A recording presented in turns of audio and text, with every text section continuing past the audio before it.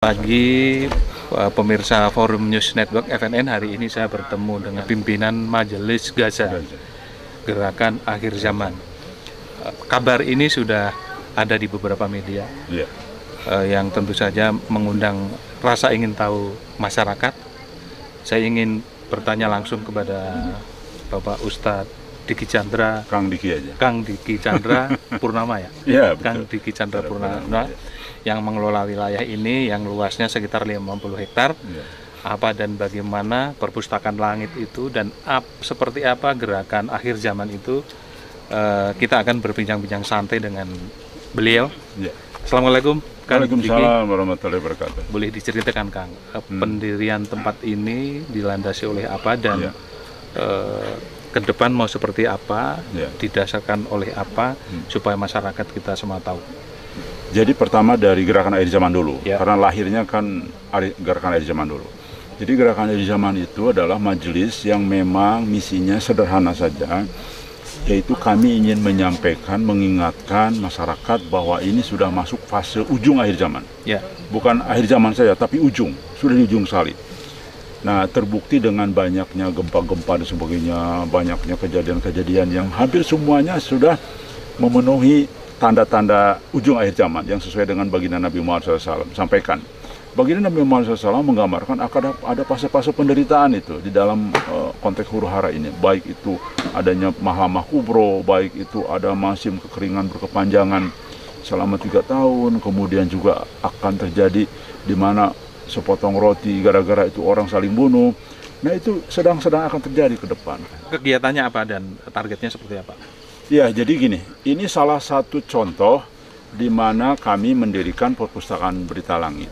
Ini wujud nyata dari misi tadi, di mana masyarakat harus membaca, harus tahu, harus menganalisa, harus ada tempatnya kan, untuk bisa dianalisa. Maka Berita Langit ini adalah kumpulan mubasyirat, kumpulan mimpi baik dari Allah Subhanahu wa Ta'ala yang diterima oleh umat manusia di seluruh dunia, khususnya orang mukmin, orang muslim.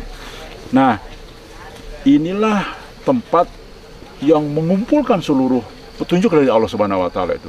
Terkait khusus kaitan akhir zaman memang. Sekarang mimpi-mimpi yang dialami oleh umat Islam di seluruh dunia itu hampir semuanya menyangkut mimpi-mimpi tentang akhir zaman, fase-fase berat ke depan. Dan itu terdokumentasi di perpustakaan langit di tempat ini. Betul. Dari mana Kang Dedi mendapatkan kumpulan mimpi itu?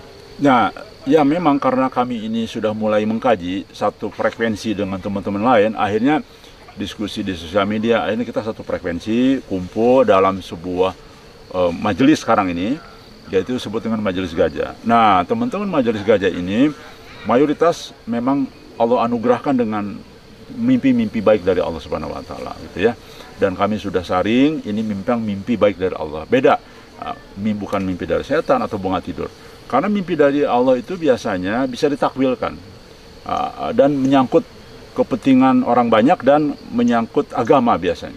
Bagaimana meyakinkan orang yang skeptis terhadap istilah mimpi itu sendiri? Baik. Mimpi kok dipercaya misalnya seperti itu. Nah, itulah makanya saya kerjasama dengan media, kita bikin perpustakaan Berita Langit dan juga menjelaskan terus-menerus, ini loh, mimpi itu sudah terjadi.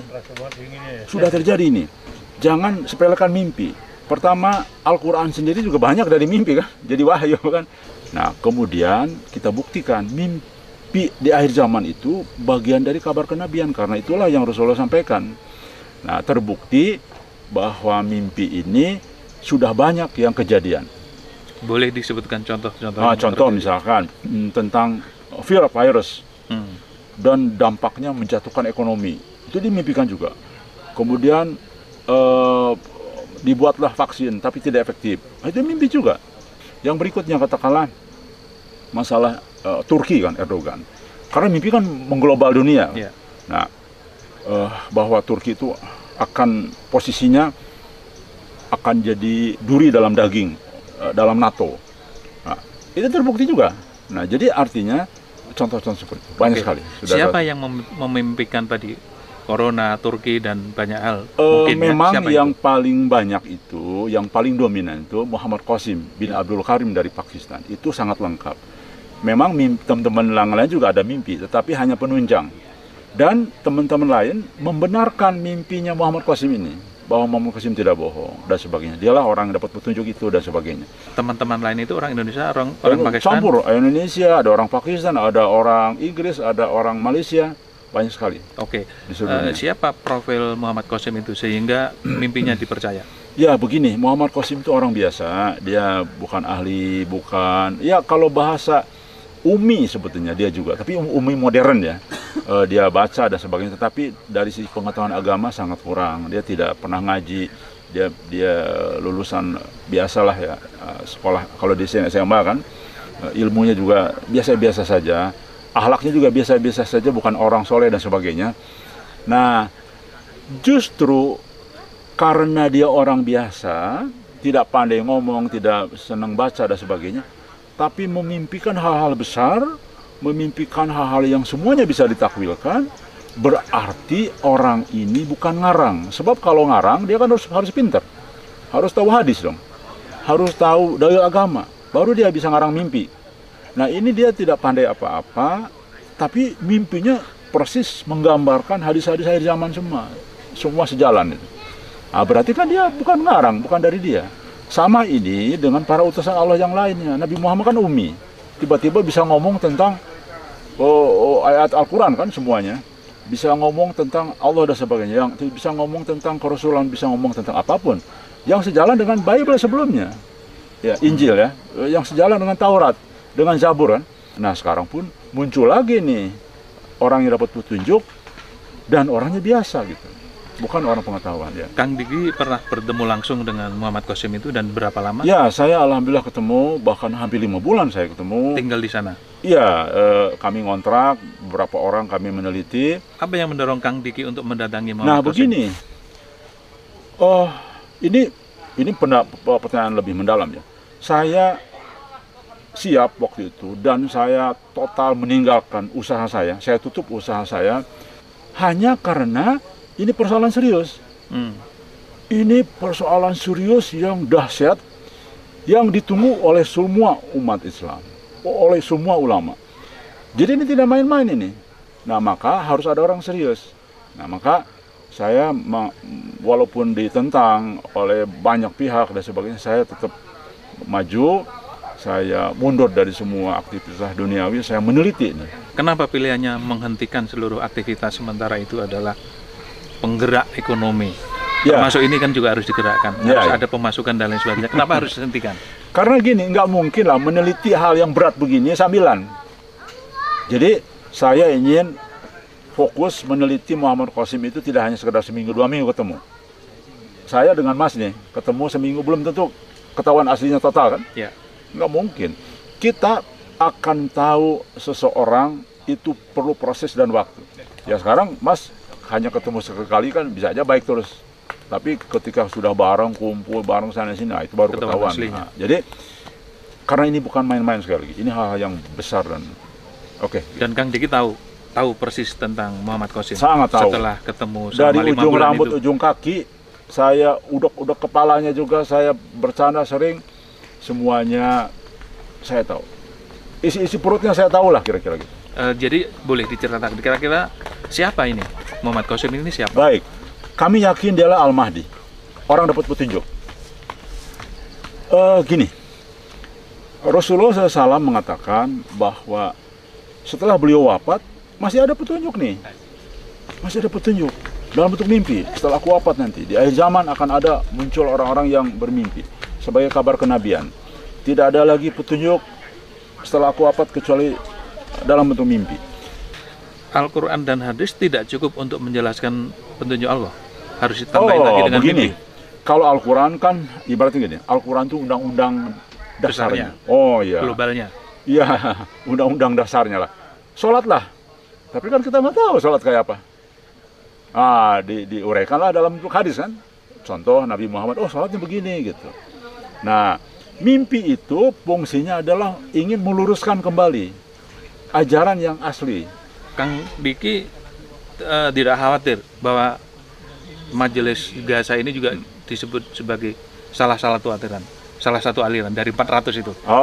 Nah ini dia tidak. Jadi Majelis Gaza itu kumpulan orang-orang, kumpulan-kumpulan yang berbeda paham.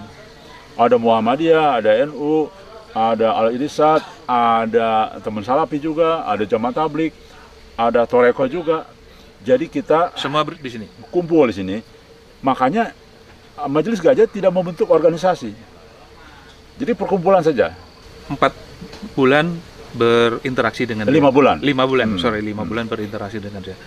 Apakah dia berkeluarga, berapa anaknya, dan dia lahir tahun berapa? Okay. Nah, apakah mimpi-mimpi orang Indonesia tidak ada yang sama dengan Muhammad Qasim? Kalau kita telusuri ke daerah-daerah di Indonesia ini banyak juga orang yang mimpi-mimpi seperti itu. Gimana penjelasannya? Pertama, Muhammad Qasim tidak menikah sampai hari ini. Dia ada keinginan menikah, tapi seolah gagal. Dan memang ada dalam petunjuknya nanti kamu juga akan menikah pada saatnya, gitu ya. Seolah Allah meminta dia berjuang dulu, gitu. Mungkin kalau sudah menikah, berkeluarga kan jadi beda ya. Ini persoalan besar kan soalnya. Itu yang pertama. Yang kedua, dia usianya sekarang 48. 48 berarti tahun 76 kalau tidak salah ya. Kemudian begini, pertanyaan yang kedua, justru mimpi-mimpinya orang-orang beriman di berbagai belahan dunia sejalan dengan mimpi Muhammad Qasim. Isinya sejalan. Banyak yang sejalan. Mimpi dari Allah sebagai petunjuk ya, banyak yang sejalan. Apa yang membedakan mimpi itu petunjuk dari Allah dengan mimpi itu mimpi biasa, kebanyakan tidur misalnya gitu? Yang saya teliti ya, alhamdulillah saya jadi pengetahuannya luas juga ini setelah tahu mengenai ini. Pertama, kalau mimpi dari Allah biasanya lebih jelas. Jadi penggambarannya? Seolah kalau lampu real. Itu 100 watt gitu. Okay. Seperti real. Terang benderang. Terang benderang gitu. Okay. Dan diingatnya kuat. Okay.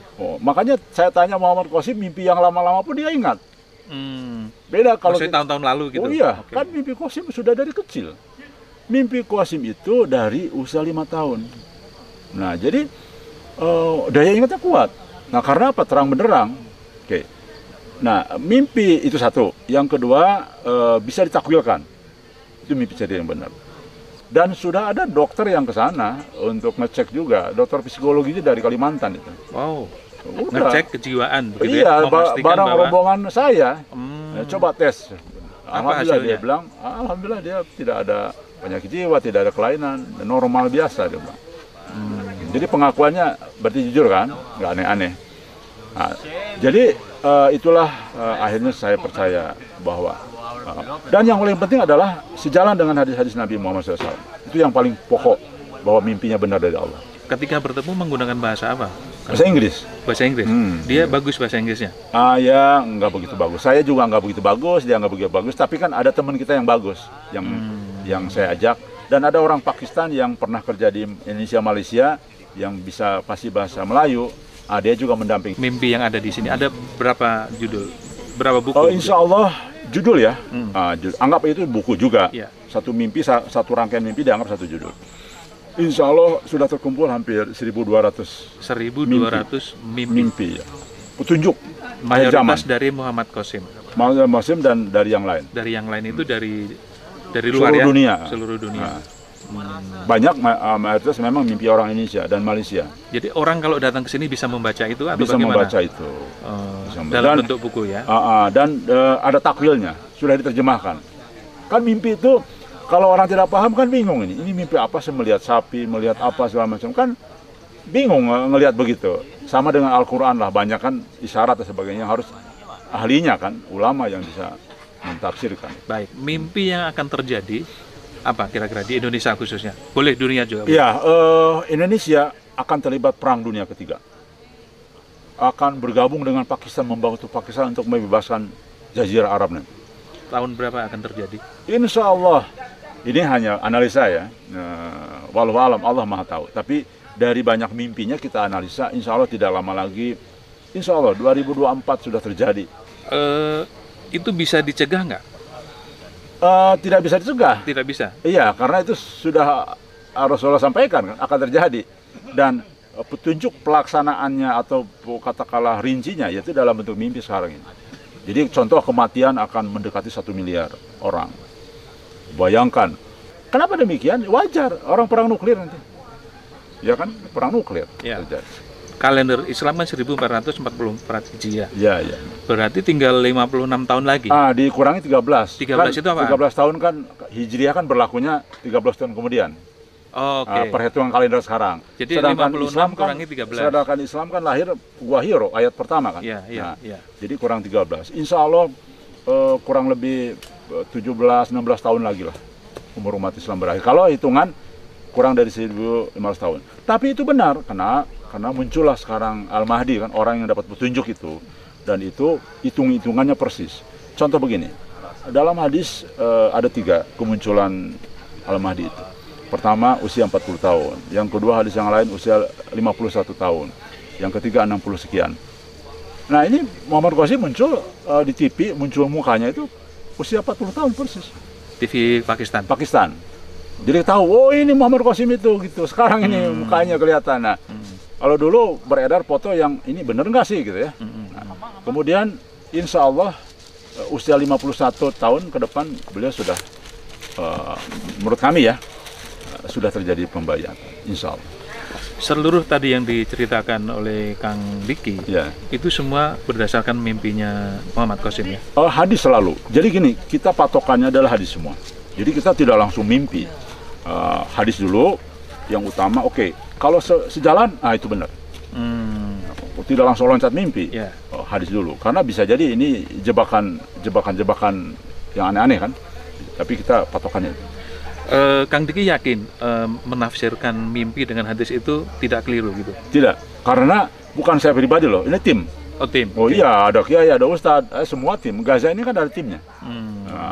Ada penasihatnya juga, orang-orang pintar juga. Ada Profesor Dr. Nandan, guru besar kan. Beliau namanya guru besar kan peneliti kan. Tidak sembarangan gitu. Okay. Bahkan sempat ke Pakistan, saya ajak waktu terakhir ke Pakistan tuh orang-orang penting, orang-orang yang punya jabatan dan punya pengetahuan.